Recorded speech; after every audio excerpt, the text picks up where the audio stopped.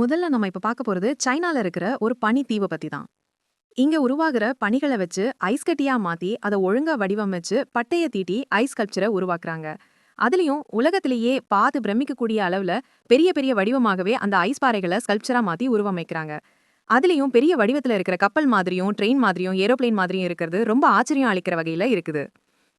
அடுத்ததா நம்ம பார்க்க போறது ரொம்ப ட்ரெடிஷ்னலான ஒரு ரைஸ் கேக்க பத்தி தான் பார்க்க போறோம். இது சைனால ரொம்ப புகழ்பெற்ற ரைஸ் கேக். இது அவங்களுடைய கம்பெனியோட பிராண்டும் தரம் மாறாம இருக்கிறதுக்கு அதை பொறுமையா உருவாக்கி அதுக்குள்ள ஒரு விதமான ஸ்டஃப்னஸ் கொடுத்து அதுக்கும் மேல அவர்களுடைய பிராண்டடோட பேரை மேல பதிய வைக்கிறாங்க. இந்த மாதிரியான டம்ப்ளிங் வகையான ரைஸ் கேக்குக்குன்னு ஒரு தனி கூட்டமே சைனால உண்டு.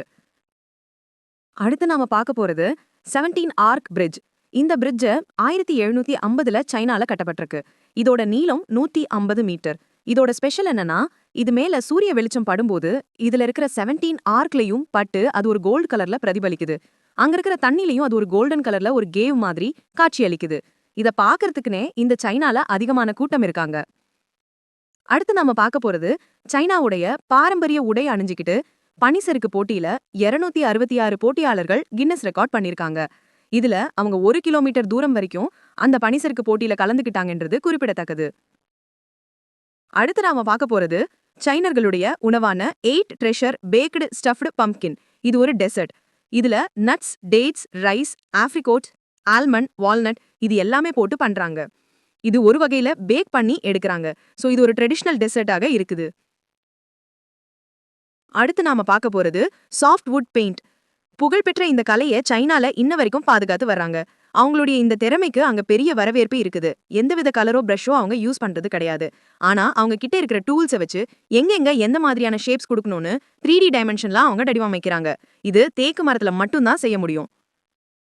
அடுத்து வருவது ஜாடியில வரைகிற பெயிண்ட். இந்த பெயிண்ட் ரொம்ப அழகா ஜாடிக்கு உள்ள ரொம்ப நுட்பமா ஒரு அரண்மனையே அழகா வருகிறார்கள். எங்க லைட் கொடுக்கணும், எங்க ட்ரீ இருக்கணும்னு ரொம்ப பார்த்து நுட்பமா அவங்க இதுக்கு லென்ஸ் யூஸ் பண்ணி வரைஞ்சிட்டு இருக்காங்க. இது ஒரு அழகான திறமை. அடுத்து வருவது ஒரு தீவை பத்தி தான்.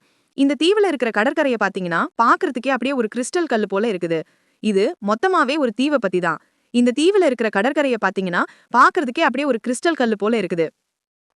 இது மொத்தமாவே ஐஸ் கட்டியா மாறினதுனால இது ரொம்ப அழகா ஒவ்வொரு அலை அடிக்கும் போது பாத்தீங்கன்னா அப்படி கிறிஸ்டல்ல கடல் தண்ணிக்கு மேல கொட்டி வச்சா எப்படி இருக்குமோ அந்த மாதிரி ஒரு ஃபீல் கொடுக்குது. ஆனா உண்மையிலேயே இது கிறிஸ்டல் இல்லைங்க, ஐஸ் கட்டி தான். அதனால இந்த இடத்த பாக்குறதுக்குனே அங்க ஒரு தனி மவுஸே உண்டு. அடுத்து வருவது வெர்மிசெல்லி. இது ஸ்வீட் பொட்டேட்டோவை வச்சு ரொம்ப நுட்பமான முறையில ரொம்ப சூப்பராவும் நேச்சுரலாவும் பாக்குறதுக்கு ரொம்ப நுட்பமாவும் இது கையாலேயே செய்யப்படுது. இந்த வகையான நூடுல்ஸ்க்குனே அங்க பிரியர்கள் அதிகமாக இருக்காங்க. இந்த மாதிரியான சுவாரஸ்யமான விஷயங்களை தெரிஞ்சுக்கணும்னா ப்ளீஸ் எங்க சேனலை லைக் அண்ட் சப்ஸ்கிரைப் பண்ணுங்க. தேங்க்யூ.